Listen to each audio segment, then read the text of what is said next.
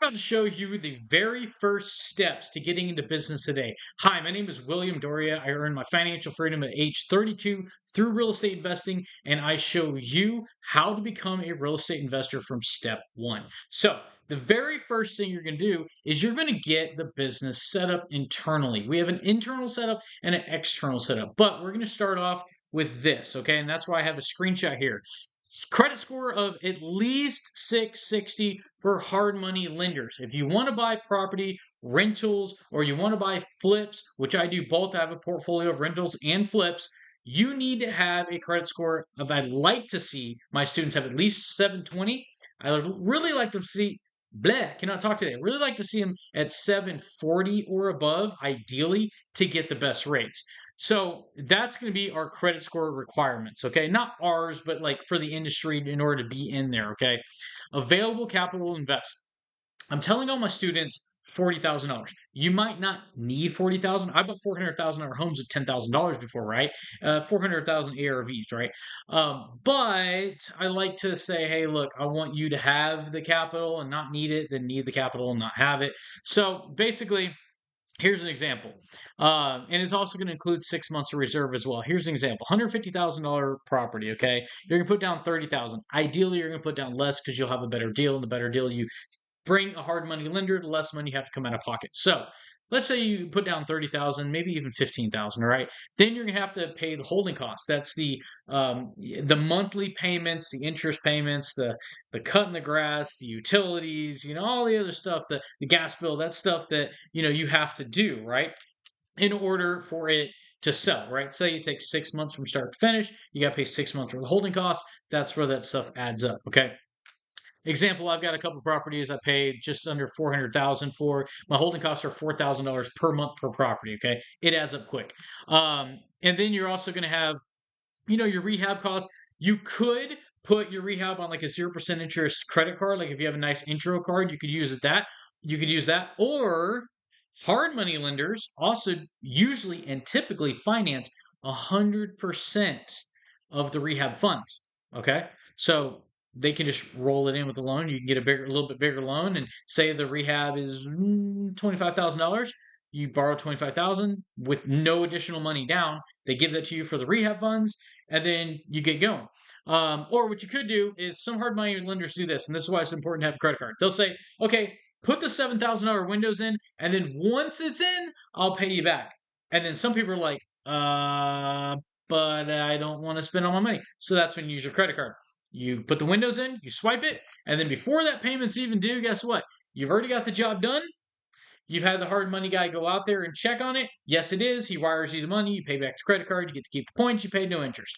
Okay, what areas do you want to invest in? Example, I've got two students in California right now that want to invest or are investing in Houston. Okay, you need to pick an area. Don't be a master at none, be a master at one. Okay, you want to pick an area, you want to stick to it, and you want to get really, really good at whatever area that is. Okay, could be the Dallas, could be Houston, could be Miami, could be somewhere in California. Okay, could be Ohio, whatever. Okay, those are actually some of the more popular ones. LLC check setup. This one is very important. It shields your personal liability from you. Okay, if you had a home and you owned your home, okay, and you did something and got sued, okay, the problem is if you don't have an LLC, now they're coming after you and your home and your personal assets, potentially, okay? There's insurance, shield you and all that kind of stuff. But the purpose of an LLC is actually manyfold. But what we're going to talk about is to shield liability, where the LLC, as long as it's done properly and you're keeping up with it properly, okay, is going to shield your liability where they can't come through it, ideally, and get to your personal assets as well. Okay. Also, your LLC allows you to take advantage of lots and lots of write offs being a business owner. Okay. Such as your car, your cell phone, potentially your clothes, etc., etc. Everything you put into the rental properties or the flip properties, as an example. And if you have an LLC and it's set up properly, then that's how all this kind of works. Okay. Let's see here. LLC setup. Okay. For example, I'm an LLC S corp election. Okay. your CPA will absolutely get this set up properly for you. But I've been an S corp on several companies I own. For whatever reason, here in Texas, especially, S corp seems to work well. I am not a CPA, but talk to your CPA about that. After you talk to your CPA about proper setup, then talk to an attorney about getting a LLC actually with EIN number. Use an attorney, guys, to get your LLC set up. Yes, a lot of CPAs can get your LLC set up. Yes, you can go online for, I don't know what they charge now, $200 or whatever, right? Here's the thing. You can get a LLC on the cheap, okay? You don't know if it's set up properly or not until it's too late and you can't go back. It's like it's like saying, I hope I have the correct insurance for a car. We'll see after I get in an accident if it works or not, right? You want to make sure it's set up properly so if there is ever an issue, it's set up properly. Okay. That's why you use an attorney, okay, and not your CPA. Because CPA might even say, hey, look, by the way, I can get it set up for you. So talk to your attorney about getting your LLC with EIN number. Okay, it's very important. An EIN number is just like your social security number, but for the LLC. Okay, that's it. And when you buy property and when you get credit cards, instead of putting your own personal security social security number on it, so now that counts as your debt, you put your EIN number so it counts as your business debt, so it stays off of your line of credit. So it doesn't look like you have a bunch of debt. Your business has a bunch of debt, okay, or potentially a bunch of debt. All right, set up a operating agreement. Operating agreement is something an LLC can do, or LLC attorney can do for you. It's like mine's like, I think it's like 4 pages long. It's like a one and done. You get it set up because when you buy a property, the title company generally wants to see, not all of them, some of them want to see your operating agreement. And I have it on file on the computer. Click operating agreement, see it done. It's a done deal. It's basically saying, if you're a single member LLC, like most people are single, it basically said, this is how I operate the business. I'm in the business for real estate. I buy flips. This is how the business functions as an entity, right?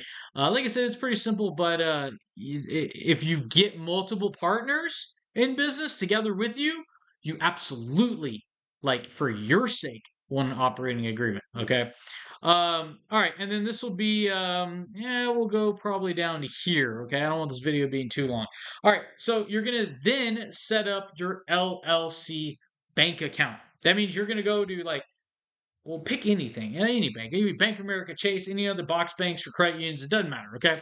You're going to bring all of your LLC docs into the bank, okay? Including operating agreement, EIN number, articles of incorporation, all the miscellaneous formation documents, okay? And then you're going to go in there, and instead of reading this, I'm just going to tell you. You're going to go in there, and you're going to have one account with two accounts in it, if I'm saying that correctly. One login, I should say like that. One login with two accounts. The two accounts are going to look like this. This one is going to be an incoming account. It's going to say incoming. This one is going to be your expense account. It's going to be labeled expense account. This one's on the bottom. This one's on the top. All of the money coming in your business goes into your incoming account. Boom, there's, make up a number, $100,000, okay? Now, everything expense wise, your fuel, your car, your the sheetrock, your phone bill, all that's expense. Then you do an internal transfer from this to this. Then that money gets spent. Okay, that's the way the CPA wants to set up. That's the way your business should be set up. You have an income account, your expense account. It's as simple as that. Okay, one login, income account, expense account. Okay, everything goes in expense, transfer, then everything goes into incoming, you transfer it to your expense, and then expense is used for expense. All of your expenses, okay? Nothing gets used from the incoming account.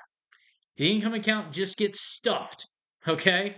And your expense account is the one getting spent, okay? You don't spend money ever out of your income account. You just transfer it to your expense where that money goes out, okay? Let's see, make sure I didn't miss anything here. From the income account, yep, this is example. Credit cards, rehab, insurance, utilities, blah, blah, blah. Okay, fund your new LLC with at least $10,000. Why did I pick $10,000? I didn't. It's from experience. This is why you're going to do $10,000. Let's pretend you've got, let's just pretend you got $40,000. Okay. You're going to take the $40,000, and I don't necessarily need you to take that $40,000 and just put it right in your LLC. Why? Because that money should be in an interest bearing account somewhere. Okay. So you don't want to take out more than you should because, I mean, interest bearing accounts can, pay thousands of dollars a month potentially, depending on how much you have. Okay, so just put in what you need to function the business, which is $10,000 and $10,000. This is why you put down 10,000 and not 5 and not 15. 10,000 is when you buy a property from a wholesaler, because I teach people how to buy from wholesalers, right? Off market properties discounted from wholesalers. When you buy it and you're making a deal, like I literally just got off the phone with somebody just now on a deal I looked at this morning, they're going to ask for a $5,000 earnest money. Like right now, like today, like in the next like 2 hours. Sometimes they even give you 45 minutes. Okay. That's how like immediate they need that money. Okay. And it's like good faith money, right? Why? Because there's three other people that want to buy the house, right? They want to make sure that you're serious enough. They want to see the money hit the account because after 45 minutes, it's going to buyer number two. Okay. But 5,000 is typical. Sometimes they'll ask for 10,000. Okay. That's the most I've ever dealt with though. Okay.